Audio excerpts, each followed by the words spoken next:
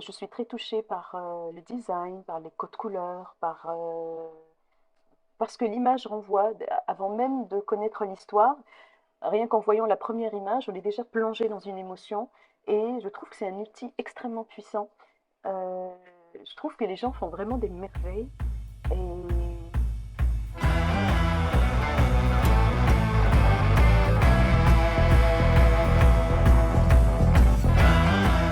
alors, euh, moi, tout d'abord, de base, je suis ingénieure en informatique.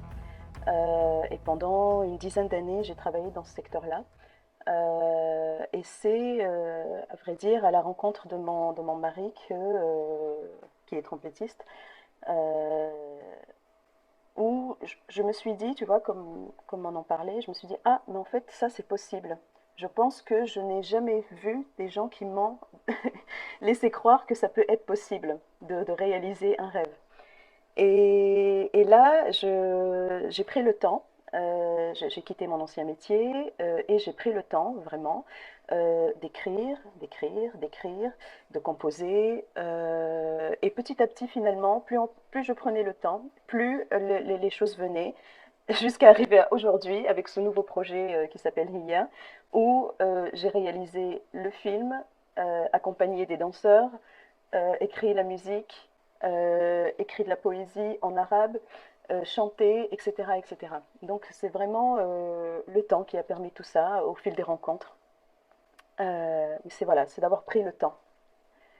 Donc aujourd'hui, donc aujourd'hui, euh, je peux dire que je suis réalisatrice, euh, vocaliste, poète, compositrice, scénographe, parce que c'est moi qui ai mis en œuvre toute la scénographie du film. Euh, voilà, Donc, voilà un peu. comment dire,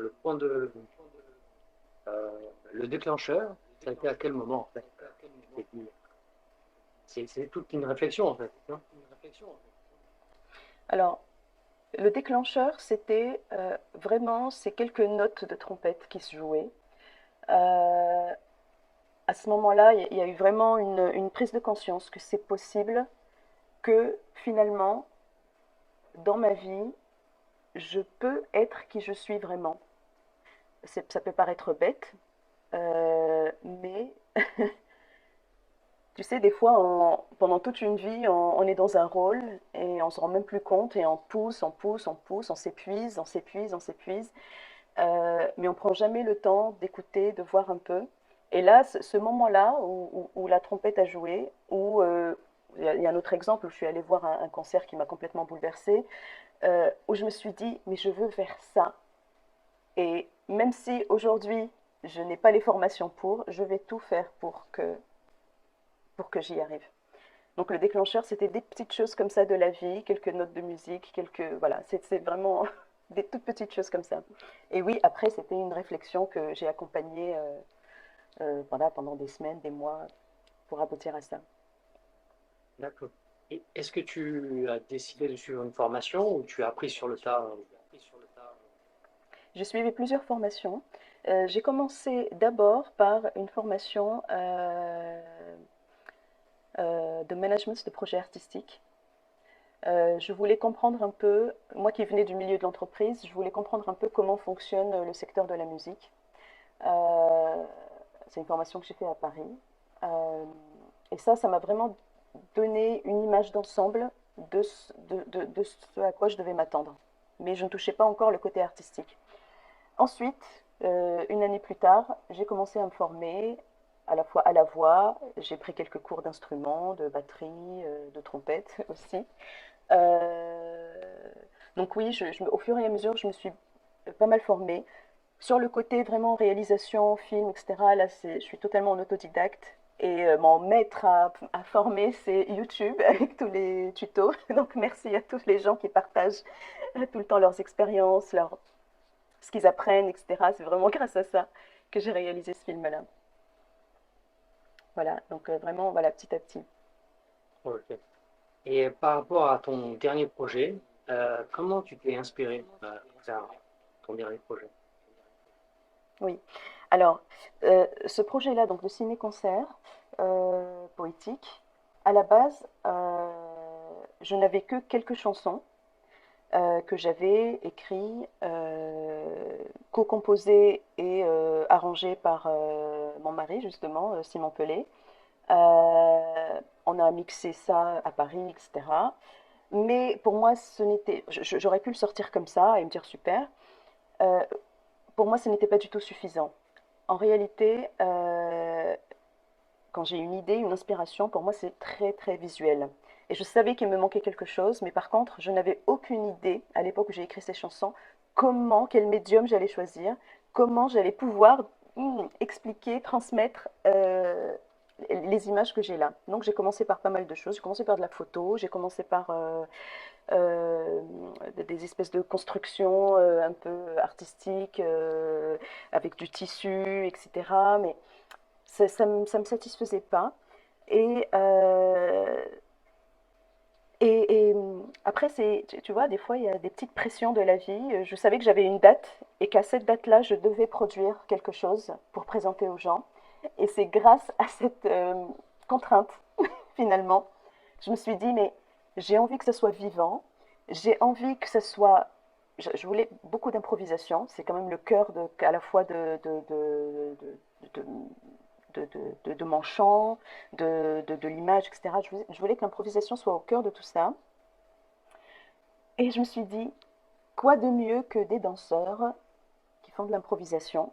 Et là, je me suis dit, aïe, mais à vrai dire, moi, j'ai pas les moyens. Deuxième contrainte. J'ai pas les moyens de prendre un réalisateur. J'ai fait faire un devis. Voilà, j'ai pas du tout les moyens de faire ça. Et là, je me suis dit, bon, Shainez, c'est parti. Je sais, j'ai un gimbal, j'ai une caméra qui fait le job, qui n'est pas exceptionnelle, mais qui fait le job. Et je me suis dit, allez, je commence à m'exercer. Et j'ai commencé voilà, à filmer des petits trucs. Euh, je suis arrivée à écrire un scénario, ensuite à préparer toute la scénographie, à sortir mes vieux tissus que j'avais préparés pour d'autres projets et me dire non, là, allez, hop, on prépare quelque chose en lien avec ce projet-là. Donc j'ai fait tous les costumes des danseurs. Euh, et c'est parti. J'ai eu la chance là à Toulon d'avoir TPM, qui est le bureau des tournages, il y a un guichet unique des bureaux des tournages qui m'a permis d'avoir une autorisation de tournage à Carqueiranne et puis aussi au Café-Théâtre à la 7e Vague. Et petit à petit, il commençait à avoir une équipe et je me suis retrouvée avec mon gimbal à devoir filmer des danseurs qui dansent en impro. Donc eux, ils étaient en impro, moi j'étais en impro en caméra et on avait donc au Café-Théâtre Romain Henry à la lumière, qui lui aussi faisait de la lumière improvisée sur des danseurs qui improvisent. C'était magnifique. Et le soir, je me retrouvais sur mon ordinateur, sur Première, à, à découvrir le résultat de toutes ces improvisations. Et pour moi, c'était vraiment une expérience. Euh, je suis vraiment extrêmement touchée de ce qui s'est passé, de tout ce que ces gens-là ont donné. Et de le retrouver le soir, c'était très puissant. C'était vraiment très, très beau. Donc voilà, encore une fois, les contraintes qui ont permis de. Et est-ce que ça t'a beaucoup demandé de travail, de préparation euh, pour le tournage, pour tout? Oh, oui, extrêmement de travail. Beaucoup, beaucoup de travail. Je pense peut-être c'est dû au fait aussi, euh, je n'ai pas une formation académique dans ce métier-là. Peut-être que si j'avais une formation, ça m'aurait économisé du temps, peut-être que j'aurais été un peu plus efficace. Euh, mais bon, c'est pas grave du tout. À vrai dire, j'ai pris beaucoup de plaisir à apprendre tout, à apprendre comment régler la caméra, comment, voilà, tout. J'ai vraiment pris beaucoup de plaisir à apprendre ça. Mais oui, ça m'a pris du temps. D'autant plus que j'ai un petit qui a 1 an qu'on garde avec mon mari. Et donc, j'ai essayé de m'organiser un peu la journée, c'est-à-dire, la journée, je suis avec lui. Et je travaillais surtout le soir, on va dire de 21h jusqu'à 2, 3 heures du matin. Pour moi, c'était quand même un temps vraiment réservé à moi. Voilà. Donc, j'ai vraiment pris le temps à ce moment-là. Mais oui, Ouais, ça oui, prend. oui, il y a la vie personnelle à gérer et, et le projet professionnel qui se met en place. Mm. Euh, oui, et ça a duré combien de temps le tournage, à peu près? Alors, encore une fois, grâce aux contraintes, je me suis fixé des objectifs extrêmement serrés parce que malgré tout, je payais mes danseurs, donc je voulais aussi rester dans mon budget. On a fait une journée de tournage pour l'acte 2 du projet à Carqueiranne et on a fait une matinée de tournage au Café-Théâtre à la 7 vague pour l'acte 1 et l'acte 3. Euh, et tout le travail en amont permettait justement qu'on puisse faire tout ça en une journée et en une demi-journée. C'est-à-dire mon dashboard, quoi, il était ficelé. En arrivée, on savait exactement ce qu'on avait à faire. On n'avait pas, voilà, on perdait pas de temps. Il fallait être efficace, efficace. Ah oui, et Oui. j'imagine qu'il y avait des répétitions peut-être avant, ou c'était de l'improviser peut-être sur place. Alors, il y avait beaucoup d'improvisation. On a répété une seule fois. Et surtout, on s'est beaucoup eu en échange par vidéo euh, avec les danseurs. Ou avec les danseurs, pour moi, c'était très important. C'est très important qu'ils puissent, eux, révéler leurs mouvements, montrer leurs mouvements.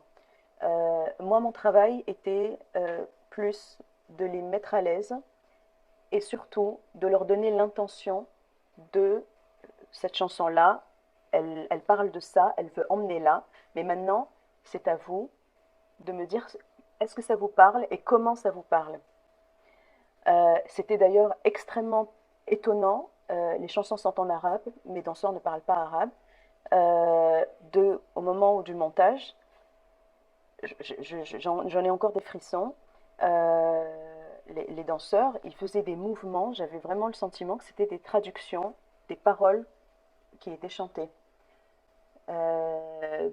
Encore une fois, on dit improvisation, mais voilà la puissance de l'improvisation, quoi. Donc voilà, j'avais ces deux objectifs-là. De, je voulais, je voulais qu'on voit leur beauté et la beauté de leur mouvement. Et chaque danseur a son mouvement particulier. Euh, mais dans le cadre, évidemment, de l'intention du projet. Ouais. Et c'est du ressenti aussi. Voilà, Oui, en improvisant. complètement. Complètement. Alors, le projet est divisé en trois actes.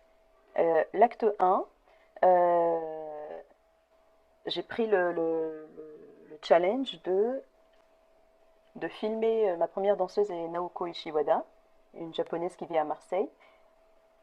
Et Naoko, je lui ai dit, j'ai envie de faire l'exercice de faire un film. Donc pour elle, l'acte 1, c'était un court métrage de 10 minutes, de 12 minutes.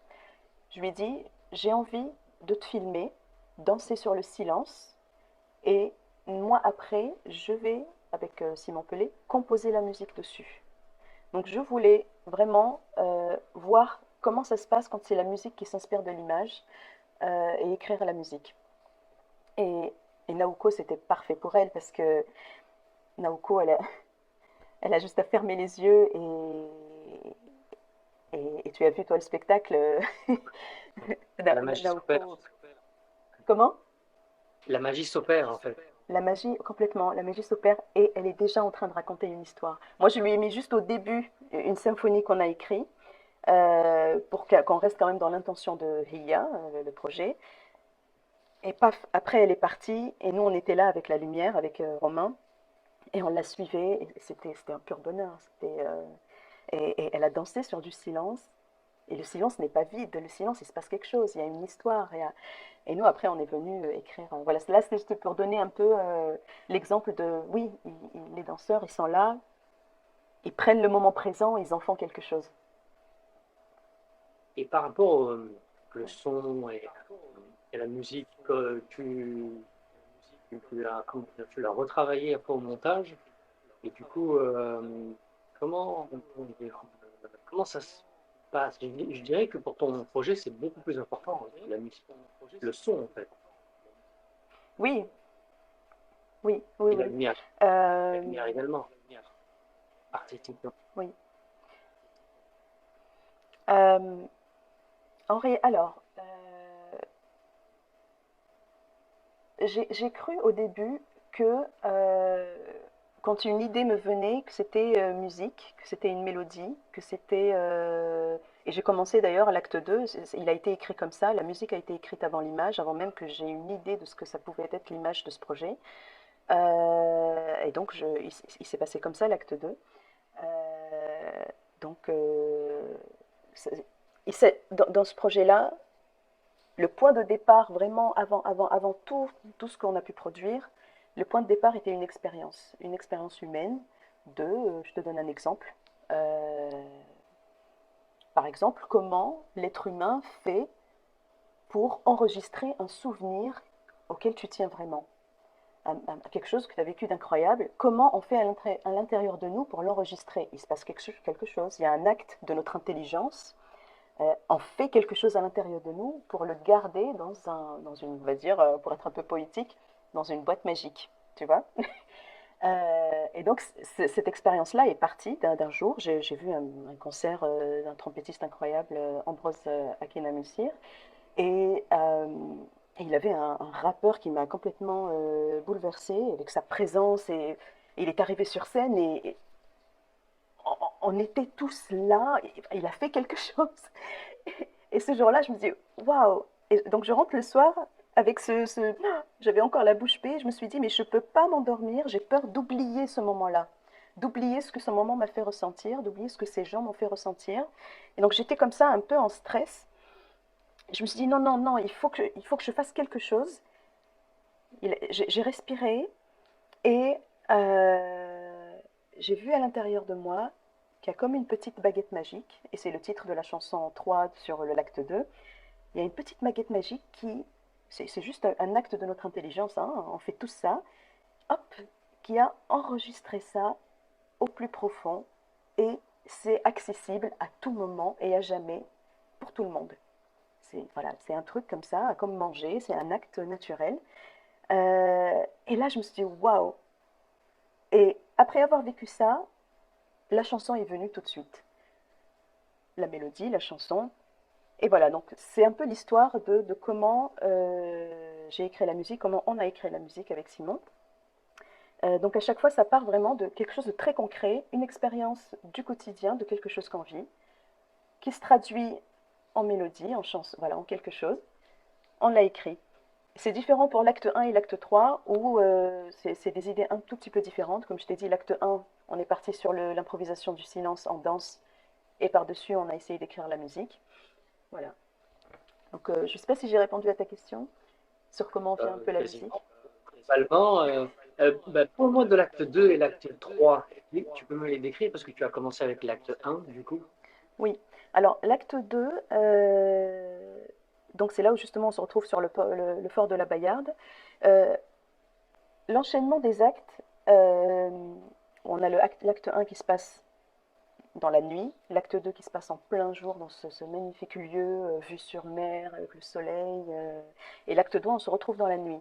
C'est-à-dire qu'il faut, peut-être que je commence par le début, Hiya veut dire elle en arabe. Euh, et c'est encore une fois une magnifique expérience où, à un moment donné, au moment de m'endormir, euh, où tu vois, ce moment-là où on est vraiment paisible, on est juste avec soi-même, où tout va bien, où on n'est pas harcelé par plein ah, j'ai pas fait ça, j'ai oublié de faire ceci, cela, où on est vraiment tranquille. Et à ce moment-là, je vois un personnage qui ouvre grand les bras comme ça, et je comprends qu'elle vient m'emmener dans le monde des rêves. Et là, moi je me laisse aller, elle m'enveloppe, etc., d'une douceur vraiment infinie. Le souvenir que j'en ai, c'est que je n'ai pas réussi à la nommer, je n'ai pas réussi à la décrire, je ne pouvais que dire elle. Donc je l'ai appelée Hiya. Euh, et pour moi, c'est vraiment le point de départ de, de tout ce projet-là, parce que dans tout le projet, je ne fais que partager des petites expériences comme ça, de ce qu'on peut vivre à l'intérieur de nous. Des expériences de l'humain en général. Voilà. Et Et comme il s'agit beaucoup du monde du rêve et comment aussi dans la journée on vit ces petites expériences, donc j'ai fait le choix de faire, voilà, l'acte 1, on est dans le rêve, l'acte 2, on se réveille, ou alors on est dans le rêve et on rêve que on vit certaines choses, et l'acte 3, on se retrouve encore une fois avec soi-même dans le monde des rêves. Donc voilà l'enchaînement. Et donc pour revenir à euh, l'acte 2 on a 5 morceaux où on parle un peu de la rencontre avec soi. Il y a le morceau Baguette magique dont j'ai parlé tout à l'heure. Il y a aussi un morceau, une ode aux fleurs et comment les fleurs, comment on perçoit les fleurs.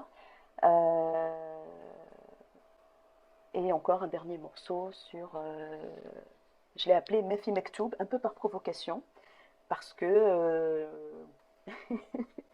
tu sais, les gens souvent ont dit non, mais c'est le destin. Quand il t'arrive quelque chose, ah, mais c'est le destin. Bon, c'est un peu un acte de révolte. Non, non, rien n'est écrit. Ce qui compte, c'est ce que tu décides de faire là, maintenant, tout de suite. Voilà, on est quand même, on est, voilà, maître, on est acteur dans la vie. On n'est pas juste passif à subir, subir, subir. Non, pas du tout. En fait, on est la vie, on est vivant et c'est naturel de l'être. Voilà, l'acte 2 finit comme ça. Et ensuite, l'acte 3, l'acte 3 il parle d'une expérience, l'une des toutes premières expériences dont je me souviens dans ma vie, que j'ai vécue quand j'avais 5 ans. Euh, et je voulais la mettre en forme dans un long texte poétique en arabe. Euh, donc, dans l'acte 3, je ne chante pas, par exemple. J'ai juste à la fin un moment d'improvisation vocale. Euh, mais sinon, je suis en train de réciter la poésie. Euh, L'acte 3 est venu parce que je ne voulais pas qu'on croie que Hiya, il s'agit que du féminin. Hiya, dans Hiya, il y a aussi Hawa. Hawa, c'est lui, donc le masculin. Euh, et dans ma réflexion, donc m'est revenue cette fameuse expérience, ce fameux rêve de quand j'avais 5 ans. Je me suis dit, mais évidemment, là, on ne parle pas des hommes, des femmes, du masculin. On est avant tout ça. On est avant tout ça. Dans chacun de nous, il y a tout ça. Donc j'avais envie, c'est pour ça, donc, dans l'acte 3, quand on arrive, on a le magnifique Vikai qui est là debout avec son tablier rose. Euh, il est là au service de la vie. Pour moi, c'était une image pour marquer, non, on s'en fiche, hein. On s'en fiche vraiment complètement de la forme. Euh, le sujet est avant tout ça. Et donc, dans ce rêve-là, dans cette expérience-là, il s'agit exactement comme Hiya d'un personnage qui apparaît et qui t'emmène, voilà. Et en fait, ces petits personnages-là, c'est un peu des piliers à l'intérieur de nous qui nous donnent confiance, qui, moi, personnellement, ils ont construit ma personnalité. Grâce à ça, je sais que certaines choses sont possibles. Enfin, voilà. Sans trop rentrer dans des détails, c'est inutile ici, mais voilà. Je voulais te parler des anecdotes sur le tournage. C'est ton premier, hein, ton premier tournage. Oui, Ouais. Euh, oui, complètement. Tu as déjà Complètement. quand même parlé pas mal d'expériences sur ton tournage. Est-ce qu'il y en a peut-être une en particulier qui peut-être ressort plus que d'autres?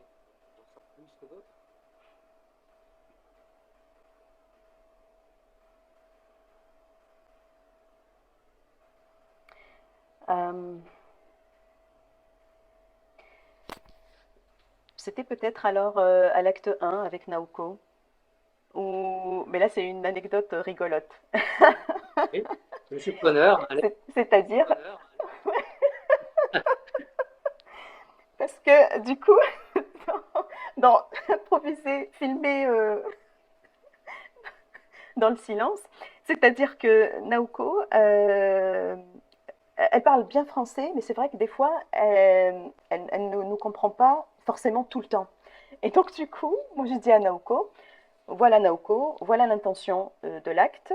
Euh, si ton mouvement il doit durer 8 minutes, eh ben, ça sera 8 minutes. Si ton mouvement il dure 15 minutes, eh ben, le court-métrage sera de 15 minutes. Je lui dis, tu t'occupes pas de ça. Nous, on te suit. Et, euh, et donc, elle a commencé sa danse. Et puis, donc, moi et avec Romain à la lumière, à un moment donné, donc au bout de, je crois, 10 minutes, on était là, moi j'étais là en train de la filmer, Romain avec la lumière. Et à un moment donné, elle ne bouge plus. Et nous, on n'osait pas bouger, évidemment. Ah ouais. On s'est dit, bon, ça doit faire partie du truc, quoi. Et... Mais la pauvre, elle aussi, elle n'osait pas bouger. Donc on est resté comme ça, je t'assure, pendant 10 minutes. C'est pas vrai. On est resté comme ça. Moi, j'avais une crampe. Ah ouais. J'avais une crampe. Mais évidemment, on n'osait pas la déranger. On n'osait pas. Moi, je n'osais pas dire un mot. Je pensais que c'était vraiment son inspiration du moment. Et donc, à un moment donné, je la vois, elle prend ses mains et elle fait ça. Elle dit désolée, désolée, j'ai pas compris. Et moi, je suis ressortie avec mes doigts pliés comme ça. J'arrivais plus à déplier. Ah oui, oui. Carrément, oui, parce que... Ah ouais, parce qu'elle Ouais, avec le gimbal, j'avais. Ah, là, on était, je peux te dire, mort de rire. vraiment, elle a reçu la consigne et Oui, elle avait... Oui, je comprends, elle avait peur de... Oui, oui, elle avait arrêté, oui. elle avait peur. Nous, on avait peur de pas comprendre qu'elle a vraiment fini et de la déranger. Enfin, c'était un quiproquo excellent, hyper drôle, quoi. C'est une bonne anecdote, celle-là. C'est bien. Ok. Ma prochaine question, est-ce que tu as utilisé le crowdfunding ou pas du tout? Et tu peux... Non. Non, j'ai autofinancé le projet. J'avoue, comme c'est mon premier projet, je n'étais pas très à l'aise de demander déjà de faire une campagne. Je ne me sentais pas légitime, honnêtement. Et du coup, euh, je me suis dit, ça fait rien. Même pour moi-même, j'avais besoin de me prouver que je pouvais faire quelque chose, etc. Donc j'ai financé, je me suis arrangée, et j'ai surtout beaucoup fait du, comment on appelle ça, euh, on dit pas plan D, non, euh, en mode débrouille, quoi. Euh, oui, Tu vois ce que oui, je veux dire? le système D, système D. Système D, voilà. C'était beaucoup en système D à essayer de récupérer des trucs, faire quelque chose avec. Euh, j'ai quelques dépenses que par contre je n'ai pas, je voulais pas lésigner dessus. C'était la qualité de mes tissus et c'était les salaires des gens qui ont travaillé avec moi. Pour moi, c'était très important de,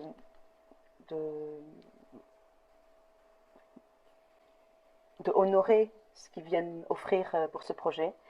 Euh, donc voilà, là-dessus. Mais oui, j'ai autofinancé pour le moment tout. Est-ce que tu comptes participer à des festivals de films? Oh, ce serait avec plaisir. Non, mais, ah oui, c'est un peu compliqué. J'avais Mais vu, c'est. tu es sur scène. Oui, Pen- Pendant que le film est projeté sur un écran, tu joues, oui. tu chantes Je sur scène chante. en fait, Oui, en même temps, tu oui. accompagnes. C'est vrai que Alors, j'ai... Ouais. par contre, je t'avoue que là, j'ai envoyé une candidature pour un festival à la Seine. Euh, mais du coup, j'ai enregistré mes voix et donc j'ai mis toute la bande en fait sur le film. Euh, pour moi, c'est un peu moins intéressant parce que pour moi, il y avait aussi la présence et des moments d'improvisation qui sont quand même le cœur de ce projet. Mais je me suis dit, pourquoi pas, si ça peut intéresser les gens de cette façon-là, pourquoi pas. Ouais. Ouais, c'est une autre forme. Du coup, ta présence n'est pas requise et du coup, tu peux l'envoyer à d'autres festivals dans le monde si tu veux. C'est ça. Ouais, toi, tu préfères être sur place, Je t'avoue, oui, chanter tes chansons en même temps oui, que le film. Voilà, ouais, ouais. exactement, exactement. Parce que j'ai vraiment pris plaisir à faire mes quelques premières dates. Il y a vraiment une interaction qui se passe, surtout dans les moments où je chante, où j'improvise. Il y a vraiment une interaction avec l'image. Pour moi, l'image, elle devient encore plus vivante. Il y a vraiment quelque chose qui se passe pour moi. C'est pour ça, cette formule-là de ciné-concert, j'y tiens. Pour moi, c'est d'abord ça, la façon avec laquelle j'ai envie de me produire. Et puis oui, après, bon, si c'est possible de le présenter juste autant que film, why not? Ouais, tu t'adaptes en fait. Oui, oui, oui, complètement, complètement. Ok. Alors, ok, la prochaine question, c'est par rapport à la technologie. Yes. La technologie de nos jours, en fait, nous permet d'avoir une caméra, un logiciel de montage et de faire notre propre film. Euh, Est-ce que tu penses que c'est le futur du cinéma? C'est positif, négatif? Moi, je trouve ça extrêmement positif, par égoïsme, parce que moi qui viens de, qui vient pas du tout de ce Oui, milieu-là, voilà, qui oui, vient pas de ce milieu-là de base, d'avoir d'avoir eu la chance d'avoir accès à tout ça. Moi, je t'avoue, j'ai préféré. Je sais qu'il y a beaucoup de gens qui craquent les logiciels et qui les utilisent. Moi, encore une fois, je reste sur le fait que j'aime bien honorer comme ça voilà, il y a des gens qui ont travaillé dessus. Je vois pas pourquoi je paye pas aussi ma part. Donc, pour tout te dire, moi, j'utilise Première, un abonnement que je paye, mensuel. J'ai utilisé pas mal d'effets. Je fais un peu de motion design, notamment sur d'autres projets. Donc, j'utilise After Effects. J'utilise un ensemble d'effets que j'ai acheté sur Maxon. J'utilise comme Particular, des trucs comme ça. Ça aussi, je le paye. Moi, non, je suis bien contente d'avoir tout ça à disposition à des prix. Oui, évidemment, voilà, ça coûte un peu, mais moi, je suis contente que ce soit accessible. Ça, justement, ça permet de donner la chance et moi, ça me donne envie d'apprendre plein de choses. Ça me donne envie de progresser sur certains points. Ouais, je suis d'accord avec toi. Moi, je trouve ça assez cool. Après, évidemment, ça n'enlève rien au fait que les grands cinéastes, eux, ils font des œuvres, des œuvres, oui, extraordinaires avec les moyens qu'ils ont, avec l'expérience qu'ils ont. Je pense que tout le monde a sa place. Tout le monde a sa place pour moi. Et par rapport au cinéma, en général, de nos jours, qu'est-ce que tu penses du cinéma, en fait? Alors, je t'avoue que je ne suis pas du tout cinéphile, mais c'est vrai que depuis que je m'y intéresse, c'est-à-dire il y a très peu de temps, euh, je suis très sensible à la qualité de l'image que font aujourd'hui les gens qui travaillent dans ce milieu-là. Je suis très touchée par le design, par les codes couleurs, parce que l'image renvoie, avant même de connaître l'histoire, rien qu'en voyant la première image, on est déjà plongé dans une émotion et je trouve que c'est un outil extrêmement puissant. Euh, je trouve que les gens font vraiment des merveilles et c'est vraiment un bonheur moi, tout le monde m'inspire, je trouve ça vraiment extraordinaire. Donc, je pense qu'ils font un travail, ils font un travail de dingue. Et voilà. Moi, c'est d'abord ça. Après, l'histoire, c'est super et tout, mais moi, c'est la première image que je vois, waouh! Moi, ça me plonge tout de suite, tu vois, dans leur univers, parce que l'idée qu'ils veulent transmettre, l'émotion où ils veulent nous amener. Je pense qu'aujourd'hui, on est à un degré de technologie où, waouh, on est. Ah, Non, c'est vrai que l'image, ça plante le décor ouais, pour raconter l'histoire. oui, C'est vrai, d'accord. c'est vrai. Euh, ok. Une autre question. Yes. Si tu as l'opportunité de travailler avec quelqu'un, un acteur ou une actrice, qui ça serait? Un acteur ou une actrice? Ah, Oui, j'ai jamais pensé à ça. Un acteur ou une actrice? ou peut-être euh, quel réalisateur ou réalisatrice tu aimerais être à côté de cette personne pour voir le travail. Alors, euh, Nick Knight, je t'avoue, d'abord, pour tout te dire, je n'ai pas une grande culture des acteurs du moment de cinéma. Ça explique un peu. Mais je suis de très près le travail de Nick Knight, que tu connais peut-être, qui est un Anglais, euh, qui est photographe et réalisateur. Et je trouve, en termes de photos, il arrive à dégager une émotion incroyable, de petites choses, des fleurs, voilà. Et puis tous les effets qu'il arrive à faire, parce qu'il rajoute un peu un côté numérique à l'image. Moi, j'adore ce médium-là parce que moi, ça me plonge tout de suite dans le monde des rêves. Parce que dans le monde des rêves, c'est pas toujours lisse, c'est pas toujours. Enfin, on voit bien, on sent qu'il y a quelque chose un peu de surnaturel. Moi, ce côté-là, j'aime beaucoup. Donc, si je pouvais passer genre une journée ou une semaine à l'observer, comment il travaille et tout, ça serait lui. Ça Ouais. serait waouh! Ok, cool. Euh, si, prochaine question, c'est qu'est-ce que tu souhaites sur le court, moyen et long terme? Alors, sur le court terme, pour le projet ou pour moi? Je dirais projet ou même toi, ouais. Ouais. Pour le projet. Euh, alors, je souhaite, sur le court terme, continuer à me produire sur scène avec Ria, avec le projet, ce spectacle, parce que j'ai observé aussi qu'en jouant ces quelques premières dates, que le projet évolue pendant que je le joue. Euh, j'ai hâte de voir, par exemple, dans un an, à quoi ressemblerait Ria. Parce que ces moments d'improvisation, à chaque fois, ils évoluent. Et moi qui viens pas non plus du monde de la musique de base, j'ai envie de voir euh, où est-ce que Hiya va m'emmener dans un an, au niveau de la voix, au niveau. Voilà. Donc ça, c'est court moyen terme. Long terme, euh, si on a les moyens, euh, l'idée, ce serait de se produire sur scène avec ce film, mais avec des musiciens.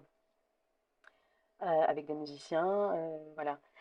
Et, euh, et évidemment, après ce projet-là, il y en a déjà un qui commence à se profiler, donc continuer dans cette lignée-là.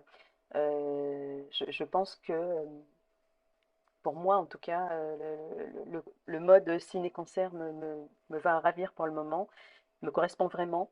Euh, donc oui, j'ai hâte de. Là, ça commence à être un peu plus clair, mais j'ai hâte de me lancer dans mon deuxième film.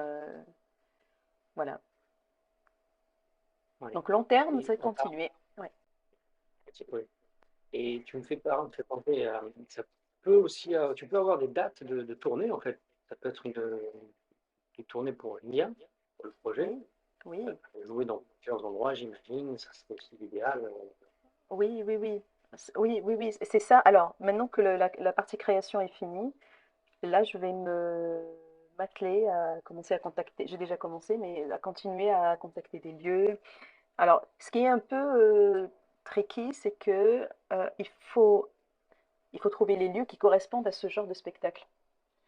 Alors, on ne veut pas, souvent dans les salles, on n'a pas un grand écran ou alors un projecteur. Enfin, voilà, il faut trouver le bon lieu qui permet mais on va y arriver. Mais oui, c'est de faire une belle tournée avec Ria. C'est un autre travail, C'est un autre un autre travail. job. Oui, un autre job. Mais c'est ça qui est cool, tu vois. Enfin, on a un peu l'impression aujourd'hui, chacun dans son coin, être comme comment on appelle ça, comme des entrepreneurs. En fait, on fait un peu tout. On fait tout. De la première Ah, note à. Ouais, mm. C'est des, c'est de, des étapes. ouais, de faire. C'est cool. Parce que là, je rentre en phase où maintenant je vais vers les gens. C'est fini, tu vois, on est enfermé avec nous-mêmes à créer, à faire nos petits trucs. Maintenant, c'est la Oui, oui, oui. confrontation au monde. C'est cool. Oui, le montrer et de présenter et avoir des retours et de continuer. Et je trouve que le public, comment dire, c'est c'est le point final, je dirais. Je dirais que c'est le point, voilà, c'est à vous, vous faites ce que vous en voulez, c'est à vous. Tu sais, souvent, quand on regarde des films, quand on est petit, on grandit des fois avec des suites, où on revoit le même film, par exemple, l'âge adulte, et on grandit avec, en fait, et la perception est différente, en fait. Et en fait, le public s'accapare, en quelque Hmm. sorte, de ce film, et en fait, le film fait partie de la vie de la personne, Oui. tu Oh, vois. incroyable. Oui. Et le public, voilà, c'est le public fait ce qu'il veut du film à la fin. Hmm. Et il accepte, il voyage avec, voilà, plein de choses. Voilà. C'est vraiment la dernière étape, je pense, la cerise sur le gâteau. Hmm. Waouh. Oui. Oui, je suis tout à fait d'accord. Euh, Tu sais, ça m'a fait extrêmement plaisir, moi qui n'ai pas l'habitude de me produire beaucoup sur scène, euh, j'avais une personne qui a assisté au ciné-concert la dernière fois et qui, à la fin du concert, vient me dire waouh, c'est quand que je peux le revoir? Et là, moi, je me suis dit, oh yes. Voilà, pour moi, ça disait tout. Et, et je rebondis aussi sur ce que tu disais au début. Tu sais, comme il y a beaucoup, beaucoup de textes en arabe, moi, j'ai beaucoup de retours ici en France. Oh mais non, on comprend pas, du coup, on a du mal à rentrer dedans, il faut traduire, etc. Au début, moi, je me suis dit non, je traduis pas. Je me suis dit, le plus important, c'est l'émotion. Je me suis dit, ben, quand on regarde un film en anglais, on le regarde quand on écoute des chansons en anglais, on ne demande pas aux chanteurs de les traduire. Et, et donc, au début, j'étais un peu bornée. Je me suis dit, non, non, je ne traduis pas. Le plus important, c'est voilà, de juste sentir un peu ce qui se passe sans comprendre forcément les mots. Et ensuite, j'ai changé mon idée là-dessus.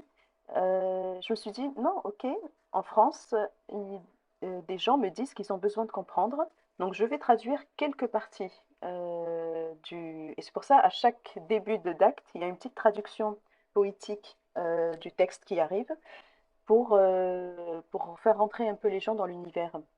C'est vrai que parfois, euh, et pour certaines personnes, les mots sont importants. Euh, donc ça m'apprend moi aussi à ne pas rester comme ça sur mes positions et à En fait, tu t'adaptes. voilà. Et j'ai dit penser, est-ce que tu as pensé à produire dans un pays arabe, arabophone? Oui, oui, oui, je suis en pleine recherche là-dedans. J'aimerais beaucoup me produire dans le Maghreb parce que je suis algérienne. Et, et d'ailleurs, l'idée de ce projet-là aussi, que ce soit comme ça en arabe,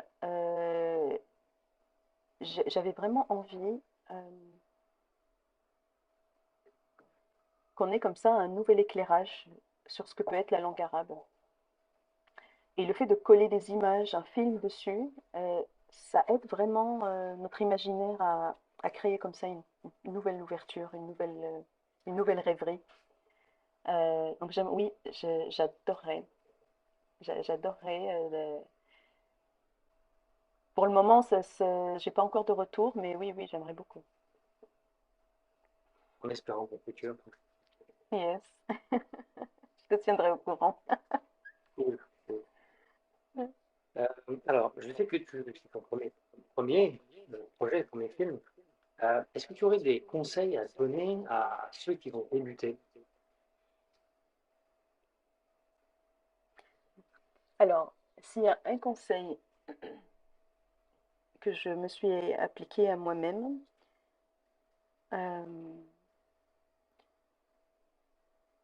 parce que moi j'ai eu une longue phase où je ne savais pas comment exprimer ce que je voulais exprimer.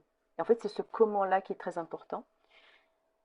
Et c'était un travail, ça a duré des années pour moi, mais ça peut être aussi, voilà.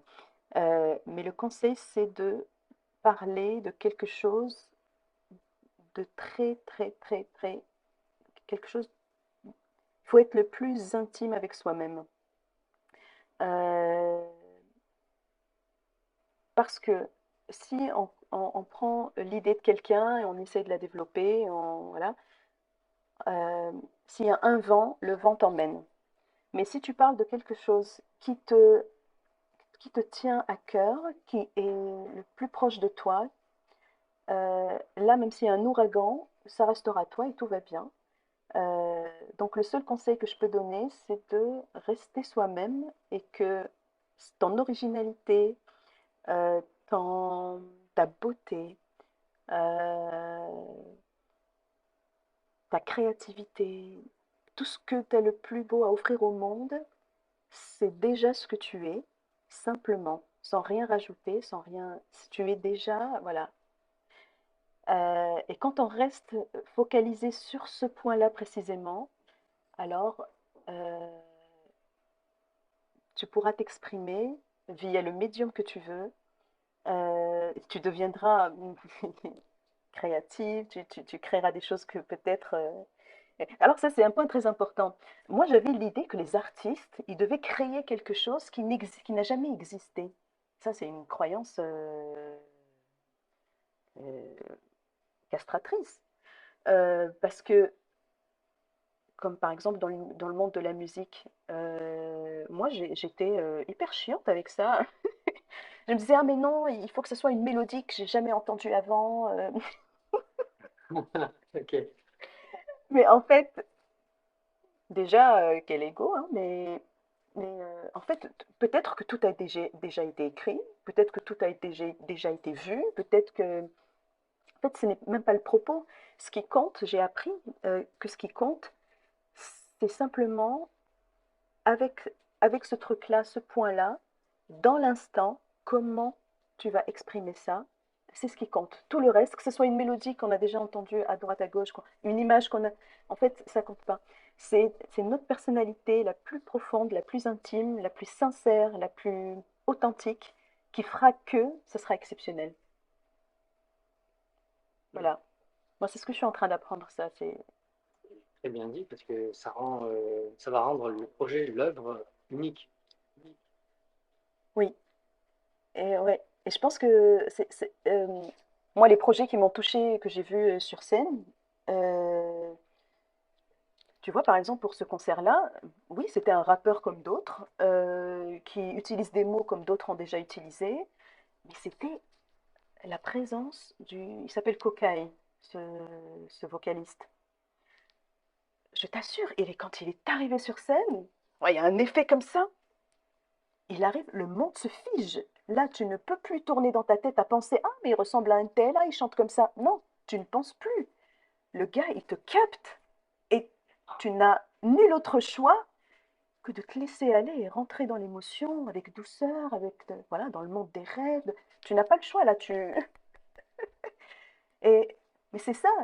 Et Coca, il n'a pas inventé les mots, il a pas, tu vois, il a appris à parler comme nous. Moi, c'était vraiment une croyance qui m'a handicapée pendant des années à me dire non, chez Inès, tu dois créer quelque chose qui n'a jamais été créé, nanani, nanana. Bah, du coup, entre-temps, j'ai rien fait, c'est pour ça. C'est très dur, hein, créer quelque chose à partir de rien, quoi. Bon, enfin, toujours, il y a de l'inspiration quelque part. On a vu quelque chose, on a lu un poème, ou je sais pas. Absolument. On Moi, j'ai s'inspire de toujours, tout. on Oui, s'inspire de plein de choses, en fait. Ouais. oui, oui, de tout. Moi, regarde, je regarde mon petit là qui a 1 an. Je l'observais la dernière fois et je me suis dit, mais c'est drôle, euh, il ne fait jamais rien,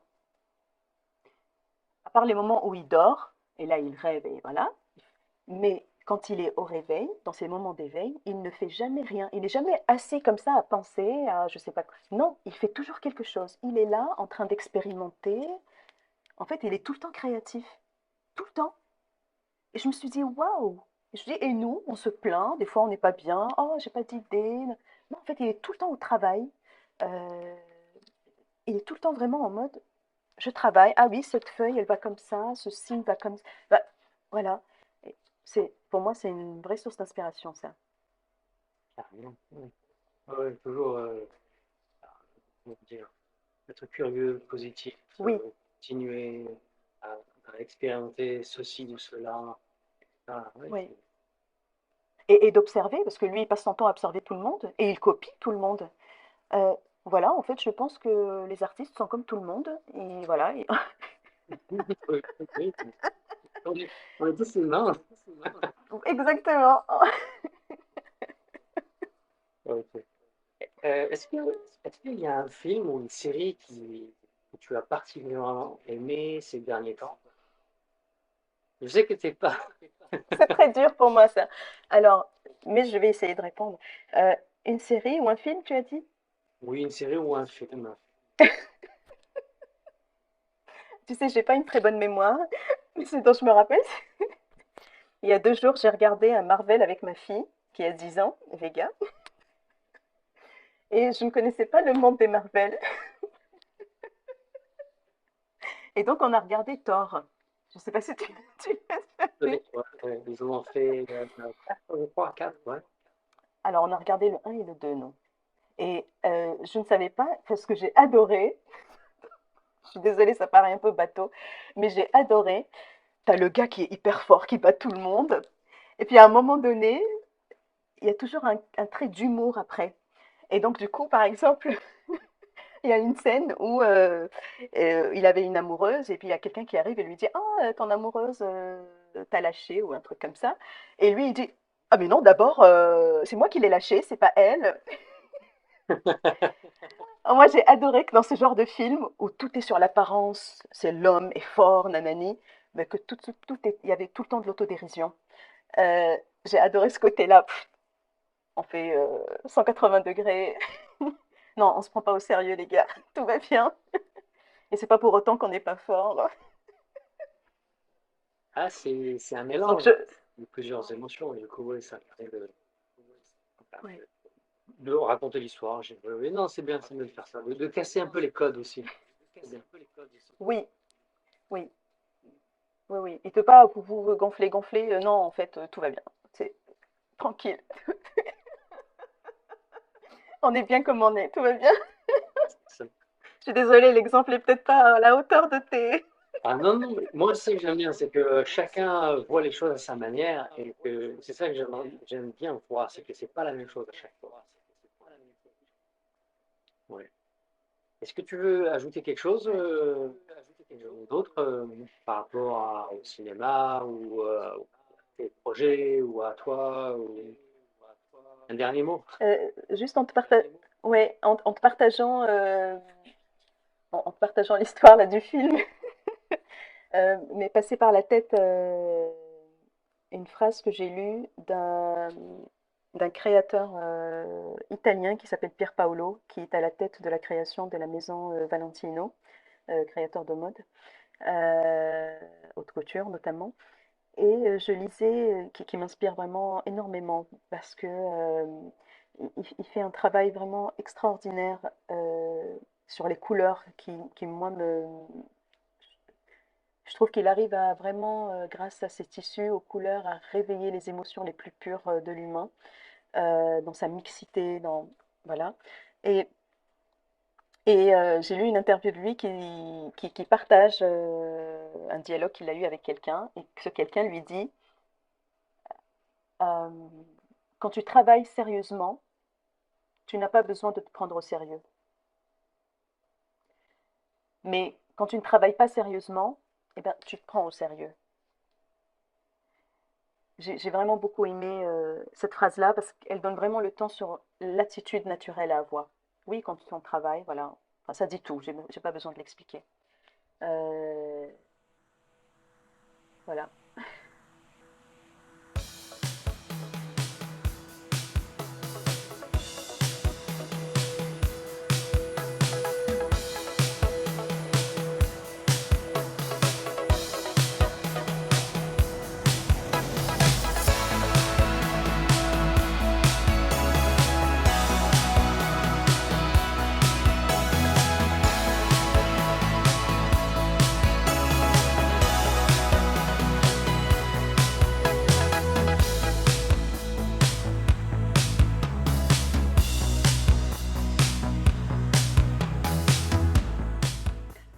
le moment, je n'ai uniquement qu'un teaser sur YouTube du projet.